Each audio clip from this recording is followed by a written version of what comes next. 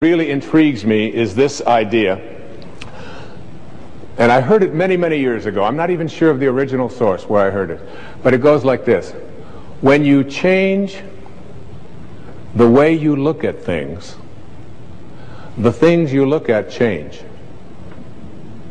Albert Einstein once observed that you have the most fundamental and major decision that you have to make in your life is this: do I live in a friendly or a hostile universe? Which is it? Is it a universe that is filled with hostility and anger and people wanting to hate each other and people wanting to kill each other? Is that what you see? Because when you see the world that way, that's exactly what you will create for yourself in your life. This is from great scientific minds. And the interesting thing is that this is not just a clever play on words, that when you change the way you look at things, the things you look at change.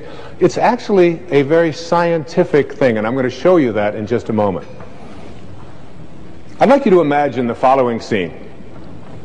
You're in your house. You've got your car keys in your hand. The lights go out. Power failure.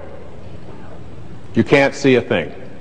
You stumble around in your living room and you drop your keys. And you look around for a moment and you realize that you're never going to find them in the dark. But you look outside and you notice that the street lights are on. So in your mind, a light bulb goes off. I'm not going to sit around here in the dark and grope around looking for my keys when there's a light on outside. I'm going to go out here under the street light and I'm going to look for my keys. Why are you laughing? This makes a lot of sense.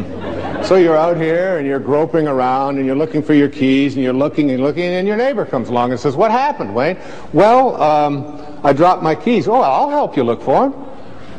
And the two of us are now down here looking for our keys and looking. Finally he says to me, "Excuse me, but where did you drop your keys?" "Well, I dropped them in the house." He said, "You mean to tell me that you dropped your keys in the house and you're looking for them out here in the street light? Doesn't make any sense." And I said, "Well, it doesn't make any sense to grope around in the dark when there's light out here." Now you laugh and you think how silly that is, but isn't that exactly what we do when we have a problem, a difficulty, a struggle that is located inside and we're looking for the solution outside? Someplace outside of ourselves. It would be like going to the doctor and telling him all of your symptoms, and the doctor says, "Oh boy, you've got a lot of symptoms." And he starts writing out prescriptions. You need a prescription for this symptom, you need a prescription for that symptom, and finally he gets this 4 or 5, and you go to walk out and you say, "Well, I'd like my prescriptions." He said, No, I'll give this one to your mother-in-law, and I'll give this one to your neighbor, and I'll give this one to your daughter, and I'll give this one to your father. I mean, you're the one with the struggles and with the difficulties, and expecting somebody else to change or something outside of you to get better in order for you to make your life work at this level that I'm calling intention is something you have to really take a hard look at. It's in here.